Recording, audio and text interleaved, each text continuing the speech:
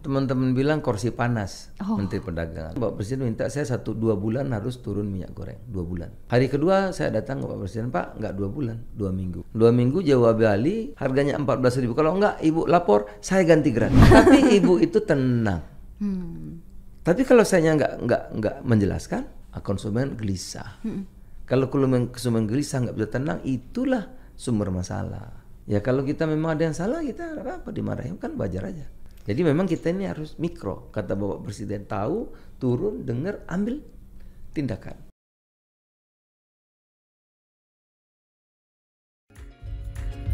Bincang-bincang seru di podcast Kabinet dan setiap mari dengarkan diskusi hangat dan beraya. Halo kawan Kabinet, selamat datang di podcast Kabinet dan Sekretariat Kabinet. Saya Nadira dari Sekretariat Kabinet yang akan menjadi host kamu di episode podcast kali ini. Nah, podcast adalah podcast resmi Sekretariat Kabinet yang berisi ngobrol-ngobrol dan diskusi tentang berbagai topik, mulai dari kebijakan pemerintah, hot issue yang sedang berkembang di masyarakat, sampai dengan profil para menteri. Tentunya dikemas dengan penyampaian yang ringan dan santai. Nah, hari ini bintang tamu podcast adalah seseorang yang sudah lama berkecimpung di dunia pemerintahan, bahkan di legislatif maupun eksekutif. Dan beliau pernah menjadi ketua MPR, kemudian beliau pernah menjadi anggota DPR dan juga Menteri Kehutanan. Nah, belum lama ini beliau ditunjuk oleh Bapak Presiden Jokowi untuk membantu Presiden mengurus bidang perdagangan. Siapa lagi kalau bukan Menteri Perdagangan? Langsung saja kita sambut Bapak Zulkifli Hasan. Assalamualaikum Pak Zul. Waalaikumsalam Nadira. Apa kabar Pak? Sehat Pak? Alhamdulillah baik. Ini pagi-pagi saya sudah di Tangerang tadi ngelepas ekspor sepatu. Kemudian pagi sebelumnya sidak pasar. Wah. Kemudian tadi pertemuan dengan partai politik ya. Sibuk ya Pak berarti? Ya, untuk mengantisipasi harga-harga pasca kenaikan BBM ya. Tapi sebelumnya terima kasih dulu nih Pak karena sudah menyempatkan di tengah kesibukan untuk datang di podcast ini. Penting memberikan informasi toh. Betul. Penting. Nah Pak, ini tadi saya udah sempat nyampein nih ke kawan kabinet kalau Pak Zul ini pernah mengemban berbagai jabatan tinggi. Ini pasti punya amanah atau tanggung jawab yang besar juga ya Pak, tantangannya masing-masing. Ada jadi ketua MPR, jadi Menteri Kehutanan, dan sekarang menjadi Menteri Perdagangan. Iya. Tapi nih Pak, kalau disuruh milih, kira-kira menurut Pak Zul mana yang paling berkesan? Kalau milih saya milih ngomong cucu. Pilih salah satu nih Pak, ada 3 pilihannya. Kalau ngomong cucu tuh bahagia dan ya pastilah namanya, saya dipanggilnya Opi kan. Opi Pak. Cucu saya udah 7. Oh ada 7. Tapi kan ini tugas. Betul. Ya, jadi kalau soal bahagia maunya ya, saya mau cucu. Mau cucu buat saya mewah sekali. Ya. Harta yang paling berharga ya Pak. Mewah lah kalau bisa santai sama cucu tuh mewah betul. Tapi ini kan tugas. Egois dong kalau saya hanya mementingkan diri sendiri ya, apalagi keluarga gitu. Nah, ini dapat tugas dari Pak Presiden, dulu juga begitu, tugas dari negara sebagai ketua MPR. Ya penugasan itu tentu banyak suka duka dan tidak mudah gitu ya. Kita mesti kerja sepenuh hati kan. Jadi sama beratnya. Sama beratnya nih Pak. Ya tapi juga membahagiakan kalau bisa berbuat banyak untuk Merah Putih, untuk masyarakat, untuk bangsa dan negara itu ya. Nah Pak, tapi kalau ngomongin yang mengesankan lagi, saya tuh jadi ingat pernah dengar juga nih kalau Pak Zul itu punya hobi olahraga bela diri Kyokushin. Iya, saya katanya, memang iya. Bahkan sampai dapat sabuk hitam kehormatan ya Pak. Iya, Kyokushin, saya juga pernah ketua tarung derajat, kickboxer. Ya memang saya hobinya tarung bebas. Bapak kenapa bisa suka sih sama olahraga bela diri gitu? Kalau lagi kerjanya berat kan, kalau kerja tugasnya berat, ya harga cabai lagi mahal.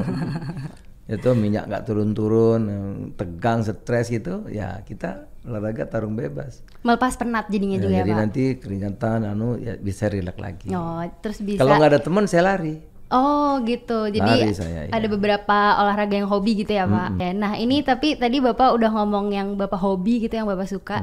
Tapi saya yakin Bapak yang satu ini nggak kalah suka, karena saya punya beberapa foto buat Bapak. Kita lihat dulu ya Pak fotonya. Nah ini dia foto. Oh ini pacar saya. Pak ini kalau istilah anak sekarang tuh namanya bucin Pak. budak cinta. Bener nggak? Iya. Pak Zul Iya. ini bucin sama Ibu Zul. Iya, cinta banget. Udah berapa Ya, lama sih Pak? pokoknya kita bisa begini, tentu ada yang di belakang yang mendukung kita. Ya itulah Bu Zul ya. Tuh cantik kan Bu Zul? Iya dong Pak. Paling Saya kalau cantik, nggak ada duanya. lihat Instagram Bapak, saya follow juga loh Pak. Makasih ya. Udah berapa lama pernikahan sih Pak berarti? 87, 35 tahun. Wah. Iya ya, 35 tahun. Itu lama. Tapi Bapak masih ingat nggak nih awal ketemu Ibu di mana? Dulu saya acara dulu waktu sekolah. Saya Oh, kan pas sekolah. anak kos SMA. Kalau anak SMA itu suka keliling, ada ulang tahun siapa aja datang. Nah, jadi saya sama teman-teman pakai gitar tuh, ada ulang tahun kita mampir. Ah, itu kenal pertama. Nah. Nyanyi-nyanyi gini nggak Pak? Oh iya, yang pintar nyanyi istri saya. Oh, gitu. Saya pintarnya doa. Alhamdulillah. Tapi tadi gitaran juga ya Pak berarti? Ya, enggak, saya pokoknya kalau musik dulu waktu sekolah. Oh, Kalau oke. pelajaran seni suara, saya bolos main bola. Bapak bisa aja. Pak, ini tapi ada satu video lagi surprise nih buat Bapak. Kita lihat dulu tayangannya ya Pak.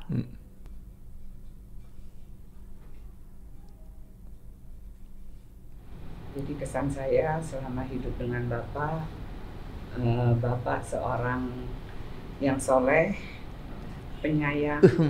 Pokoknya Bapak tuh sangat menyayangi istri. Ih, Daripada diri. ada. So sweet ya Pak.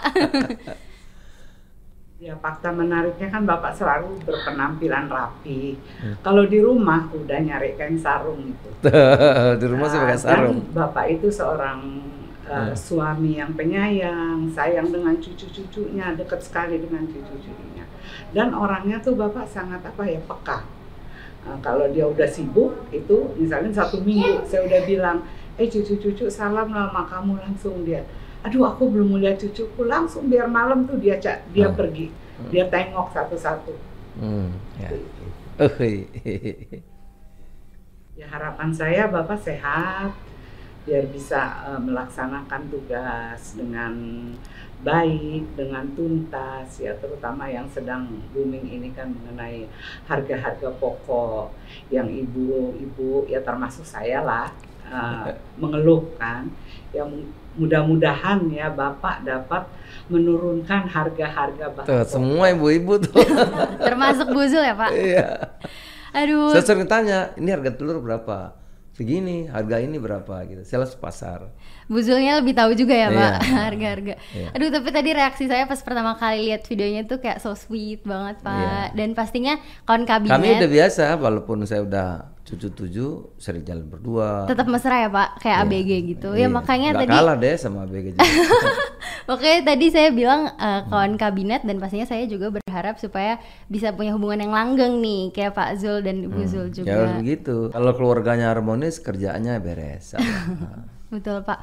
Nah tadi kan mungkin Ibu Zul juga sempat nyinggung soal cucu ya, katanya Bapak nih masih menyempatkan gitu di tengah kesibukan Iya, saya betul. supaya ketemu sama cucu gitu. Saya kadang-kadang subuh juga, habis subuh saya datang kalau belum lama nggak ketemu, saya datengin. Iya. Jadi sebelum kegiatan gitu Belum ya kegiatan, Pak. kalau lama nggak cucu saya udah ke rumah saya nggak ada kan. Nah, subuh-subuh kalau siang nggak bisa ya saya datengin. Biar masih tidur juga sudah bisa gendong kan, nggak apa-apa ya. Ini ya Pak foto bersama 7 Iya, cucu ya Pak. Ini cucu saya tuh. 1, 2, 3, 4, 5. Ya 7 tuh. Lengkap ya Pak. Pak, ini tapi kalau ngomongin keluarga ya Pak, Bapak pasti punya cerita perjuangan gitu Pak saat masa kecil bersama keluarga. Oh luar biasa. Bahkan saya pernah baca ya Pak, kalau Bapak itu dulu bersama keluarga makan nasi terus pakai telurnya dibagi 8. Iya dulu begitu. Dulu susah. Habis tahun tahun 65, 66, 67 itu susah kan. Jadi di kampung, saya ini dari kampung. Saya lahir di bawah Gunung Rajabasa, Lampung Selatan. Dulu nggak ada beras ya, kita adanya jagung yang keras itu. Ya kalau lauk ya kalau telur selangka. Kalau bisa ada punya telur itu ya termasuk yang lumayan lah di kampung ya gitu. Nah itu belahnya pakai benang. Pakai benang, mak saya itu pakai benang, jadi bisa 8, bisa 9, tergantung yang makan banyak enggak. Kalau kita sedikit ya bisa 5, bisa 6. Nanti kita makan tuh. Telurnya kan nggak dimakan, kecil, cium aja. Oh. Nah, nanti kalau nasinya udah habis baru makan telurnya. Jadi pas awal masih cuma nyium Iya, baunya doang iya. ya Pak. Dan saya umur 5 tahun sudah pintar dagang. Oh. Mak saya ngajari saya berdagang di kampung. Saya jualan es balon, jualan jagung rebus, tukar telur, tukar cengkeh, tukar kopi gitu. Seminggu sekali telur, kopi saya bawa ke pasar. Usia 5 tahun. Oh, udah bisa berdagang dari sejak Sudah. kecil ya Pak. Mak saya bilang, kamu anak laki-laki harus bisa mandiri dan nanti membantu adik-adik kamu gitu. Jadi saya kelas itu Nah, ini dia ya. Iya, mak saya. Foto almarhumah ya Pak. Iya, iya. Beliau muda meninggalkan kami. Saya waktu itu usia 15 tahun ya. Iya. Saya paling tua. Oh, Berarti anak adik-adik, sulung ya Pak. berarti adik-adik saya kan masih kecil. Ada adik saya yang baru 2 tahun. Iya. Iya Pak, tapi masih ada nggak sih Pak kira-kira didikan orang tua? Nah ini ketika Bapak ziarah ke makam ya Pak, ke makam orang tua. Didik orang tua tuh menentukan. Iya, yang masih Bapak ingat sampai sekarang gitu Pak. Saya bisa begini karena didikan emak saya dan bapak saya. Emak saya bangunin saya jam 4 pagi tiap hari. Saya umur 6 tahun. Jadi kebiasaan ya Pak. Iya, 6 tahun tugas saya ke masjid pukul beduk kalau sudah subuh. Iya, itu usia 6 tahun. Kalau pulang dari sholat subuh, bapak saya bilang, karena di daerah saya semua pertanian kan. Ayah saya itu dulu kerja di PU, berhenti. Akhirnya bertani dan sambil usaha. Kalau nenek saya berdagang, kakek saya berdagang. Nah, bapak saya bilang, lihat nih, kalau bertani itu pergi gelap udah bertani, badannya gelap kena matahari, pulang gelap, rezekinya gelap kata ayah. Jadi nak, kamu harus sekolah. Pesannya harus sekolah harus ya Pak? sekolah. Kamu harus lebih baik dari ayah. Ya. Dengan sekuat tenaga ayah berjuang, nanti kamu harus lebih baik akan sekolah. Jadi terpatri itu. Sehingga kita punya daya juang ya. Punya daya juang yang kuat, mental yang tangguh gitu. Saya ditinggal ibu saya usia ya baru masuk kelas 1 SMA. Nah, waktu itu saya sekolah di PGA, Pendidikan Guru Agama. Ayah saya ingin saya seperti Buya Hamka. Tapi saya nggak sanggup belajar bahasa Arab. Kalau belajar bahasa Arab saya bolos. Keinginannya bertentangan berarti ya Pak sama Iya, orang saya tua nggak sanggup, sempat. susah belajar bahasa Arab. Oke. Jadi 3 tahun saya pindah sekolah. Ayah saya marah, lari Bapak lari? ke Jawa. Nah, itulah emak saya kasih saya gelang, kasih saya cincin, kasih saya kalung, bawa nak, ini modal kamu sekolah. Kamu jangan pulang kalau tidak sukses. Itulah modal saya merantau di Jakarta tahun 79. Gitu. Jadi didikan orang tua, didikan emak itu penting karena itu akan menentukan kita ini jadi orang yang tangguh atau tidak. Gitu. Ya. Kalau saya waktu itu nggak dididik dengan ketat, mungkin saya sudah nyerah. Jakarta kan hidupnya keras, nggak mudah. Iya. Tapi didikan orang tua itu membentuk Bapak jadi orang yang tangguh juga ya Pak jadinya? Iya, sehingga saya waktu SMA kelas 3 lulus SMA saya sudah mandiri. Usia 20 tahun saya sudah punya penghasilan 1 miliar kalau uang sekarang. Nah, bisa mandiri gitu. Aduh, saya jadi terharu nih Pak. Tapi setelah ngomongin keluarga, saya ini punya satu video lagi buat Bapak. Kita lihat dulu tayangannya ya Pak. Ya, kita melihat semuanya, rekam jejak, pengalaman, kemudian terutama untuk skill manajerial, karena sekarang memang bukan hanya makro saja, tapi mikronya juga harus secara detail dikerjakan. Dan saya melihat Pak Zul dengan pengalaman, dengan track record rekam jejak yang panjang, saya kira akan sangat bagus untuk Menteri Perdagangan, karena sekarang ini urusan pangan yang berkaitan dengan rakyat ini memerlukan pengalaman lapangan, memerlukan kerja-kerja yang terjun lapangan untuk melihat langsung persoalan yang berkaitan, utamanya yang berkaitan dengan kebutuhan pokok rakyat. Nah, itu tadi video pernyataan Bapak Presiden setelah melantik Bapak dan Pak Hadi ya Pak, tanggal 15 Juni kemarin. Nah ini kan saya lihat Pak Presiden itu terlihat sangat yakin juga ya Pak, melihat katanya rekam jejak, track record gitu. Nah kalau menurut Pak Zul sendiri gimana sih Pak cara untuk menjalankan amanah yang ya begitu besar ini Pak? Menurut saya teman-teman bilang kursi panas Menteri Perdagangan. Minyak 5 bulan nggak minyak Cina, minyak goreng kan, gitu. Harga bahan pokok melambung, nggak terkendali juga, mahal gitu. Sehingga Bapak memutuskan mempercayakan ini kepada saya. Teman-teman menyayangkan kok saya mau gitu waktu itu. Malah gitu Satu, ya Pak? Karena itu kursi panas katanya. Nah kedua, mereka juga nggak percaya sama saya. Mana bisa Zul Hasan ngurusi perdagangan gitu. Diremehkan gitu ya Pak? Nggak ada yang percaya lah gitu. Nah saya jelaskan, saya usia 20 tahun urusan dagang begini nggak anu sih, tapi memang pengalaman saya 20 tahun saya sudah punya distribusi besar di 20 provinsi, sudah punya distributor di 100 lebih kabupaten kota, jadi sangat terlatih. Nah oleh karenanya Bapak Presiden minta saya 1-2 bulan harus turun minyak goreng, 2 bulan gitu. Saya 1 hari kaget memang, ya mesti belajar kan. Hari kedua saya datang ke Pak Presiden, Pak nggak 2 bulan, 2 minggu. Yang betul 2 minggu. Bener 2 minggu ya Pak? 2 minggu. 2 minggu Jawa Bali sudah 14.000. 2 minggu gitu. Sebulan sampai Papua lah sudah. Sekarang minyak 14 yang brand pun sudah turun juga dari 25.000 sekarang tinggal 18-19.000. Tapi yang minyak kita 14.000 bahkan 13.000 gitu. Nah 2 Pak, minggu. ini bisa dibilang kan tadi tantangannya baru aja direkrut gitu ya, terus langsung dikasih tantangan 2 bulan. Tapi bisa 2 minggu. Tersedia bahan pokok dan harga terjangkau. Oh. Nah Pak, tapi strateginya apa nih Pak untuk menstabilkan harga bahan pangan? Tadi kan Bapak berhasil 2 minggu tuh. Iya sederhana, kalau kita menjiwai bekerja keras, kata Pak Presiden tadi tahu mikro, turun. Iya. Harus turun ke pasar, dengerin apa yang Belusukan terjadi. ya, Pak? Dilihat masalahnya apa, keluhan ibu apa, rantai pasoknya gimana, rantai distribusinya gimana. Instrumennya ada untuk mengendalikan harga. Minyak kenapa nggak turun-turun? Instrumennya nggak dipakai. Ya nggak turun, malah orang ngantri kan. Minyak banyak, dikasih ke pangan atau bulog. Bulog kasih 1-2, ya orang ngantri dong. Kalau ngantri panik buying, wow jadi langka gitu. Jadi nimbun itu ya tadi. Karena sedikit anunya. Iya karena sedikit. Nah, saya datang, oh ini masalahnya, ngerti saya sudah. Dan saya kan terlatih distribusi. Sekarang kita bikin di kantor Kemendak Krisis Center. Saya minta di pasar bikin 20.000 warung isi minyak. Nah, jadi kalau ada orang Surabaya ngeluh, ini minyak mahal, kita telepon ada krisis center, Bu ambilnya di sini.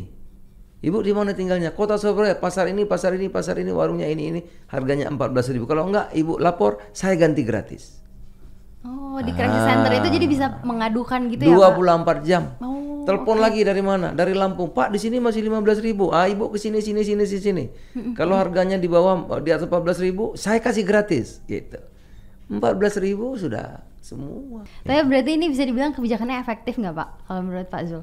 Ya memang bisa efektif kalau kita tahu kan, mengerti, sambung dengan masalahnya, baru kita efektif ambil keputusan. Gitu.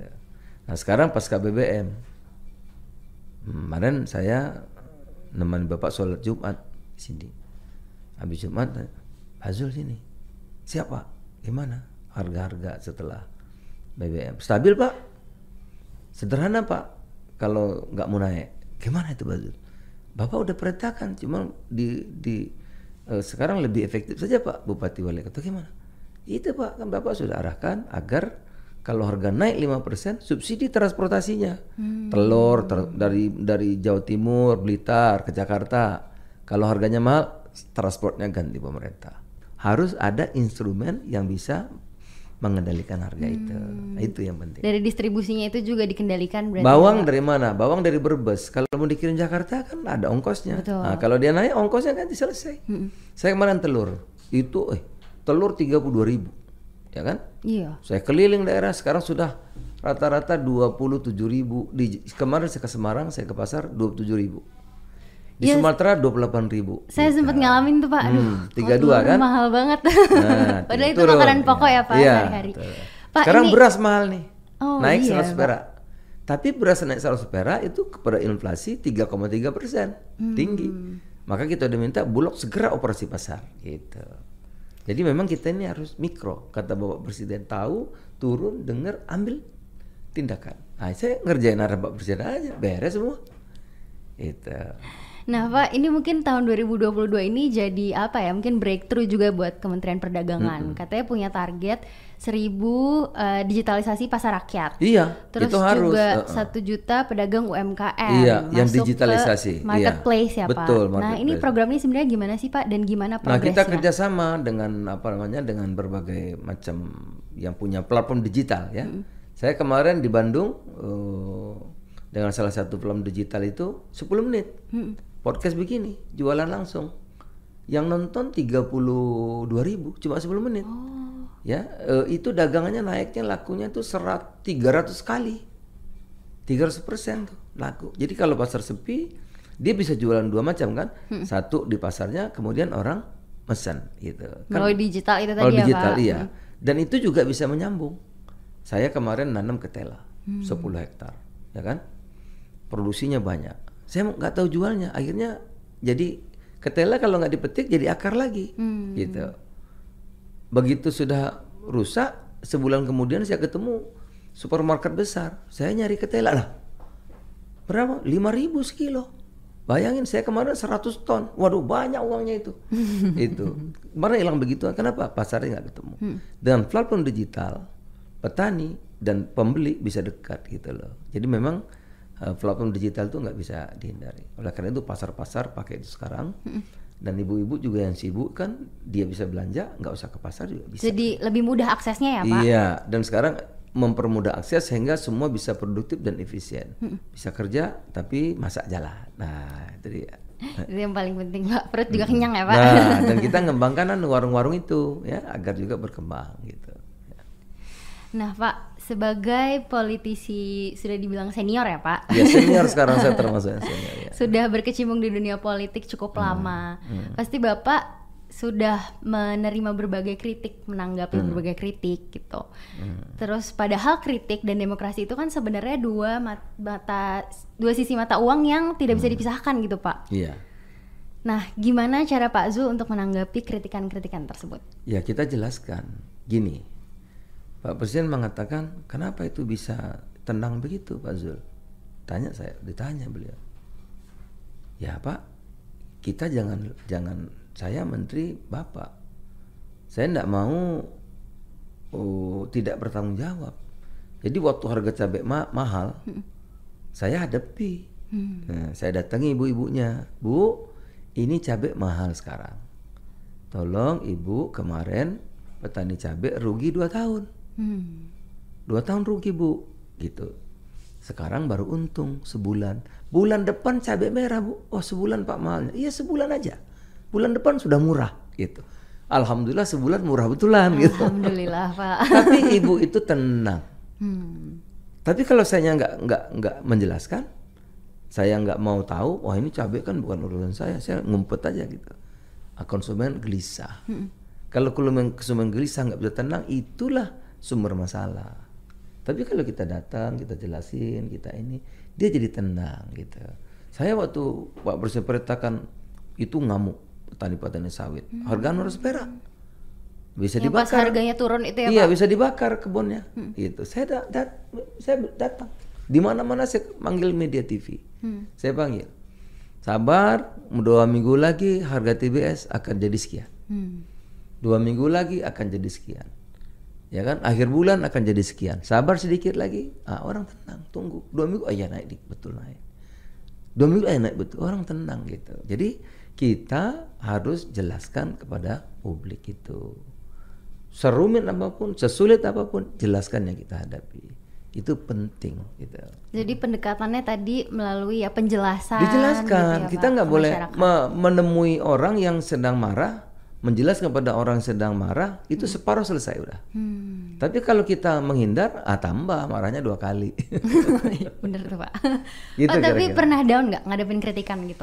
Ya kalau kita memang ada yang salah, kita apa dimarahin kan wajar aja gitu.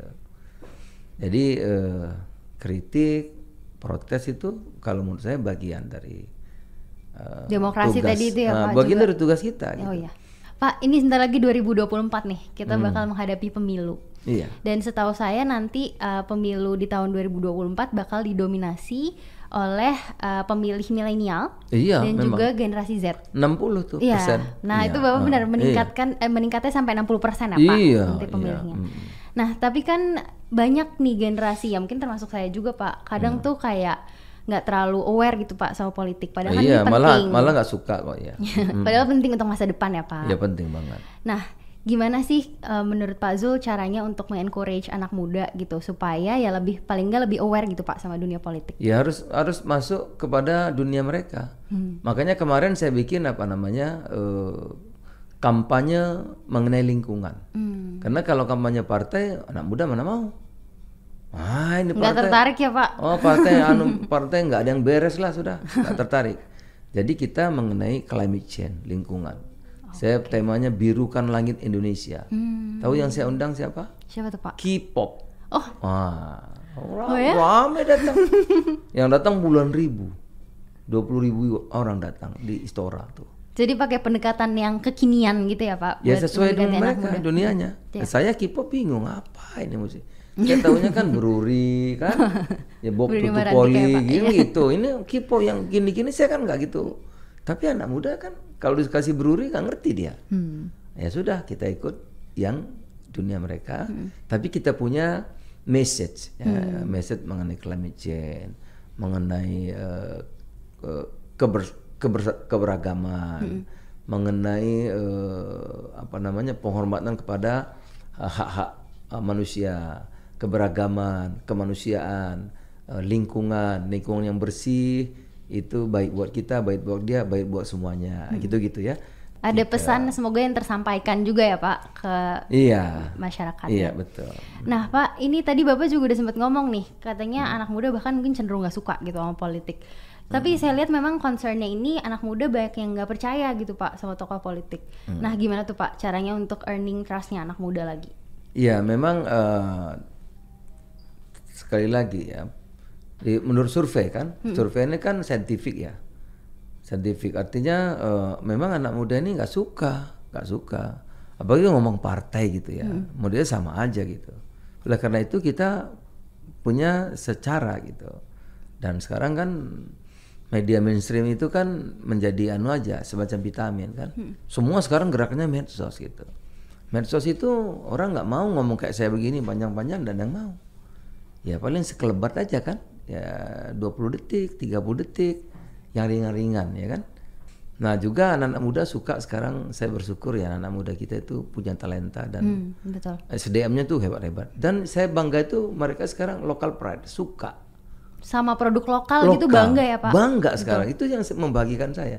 Jadi saya pun pakai itu jam, saya beli itu, jamnya Eiger. Wih, mantap. Sepatu saya kan. Apa tuh, Pak, sepatunya? Ya. Ini apa nih, play it, apa nih, ada kompas ya. Nah, ini ya beli 200.000 tapi enak juga gitu.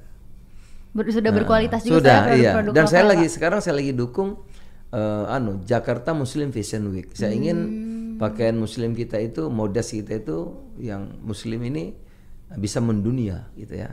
Kita kan pakaian muslimnya keren-keren, model-model kan.